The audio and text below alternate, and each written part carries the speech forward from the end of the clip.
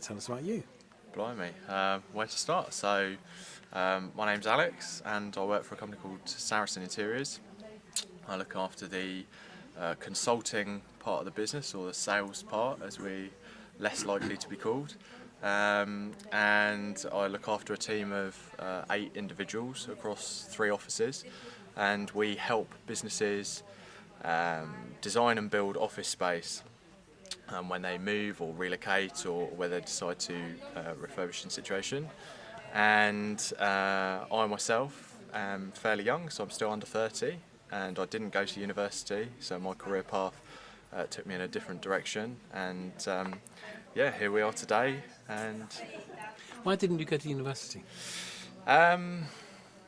Money, as much as anything. So my drive and aspiration was to earn money, and as quickly as possible.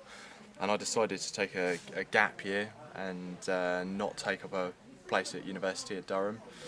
And for me, I earned money very quickly over a short period of time, and decided to use that money to buy the nicer things, which I became rather accustomed to. And then when the prospect of going to university at the end of the year came up, I decided that actually I'd rather continue to earn a bit more money. And in hindsight, what do you think of that decision? Oh, it was a great decision. I'm fortunate enough that I come from, unlike many people, a fairly privileged background. So I have a brother who works at Microsoft and a sister who's a surgeon. I come from a family of slightly more academic people and background, so it was a career path that was different to any other family members had taken. But in actual fact, when I sat back and looked at my own progression after sort of the first 3, 4, 5 years, I got married at a fairly young age, I had children at a fairly young age, but I'd also bought a house and bought a car. And But tell me, if your family's so academic, didn't that put pressure on you to also go down the academic path? To an extent, I was lucky enough that my parents were always of the opinion that I should do what makes me happy. Although they were equally of the opinion that if I wasn't going to university, that I would pay my way. And so,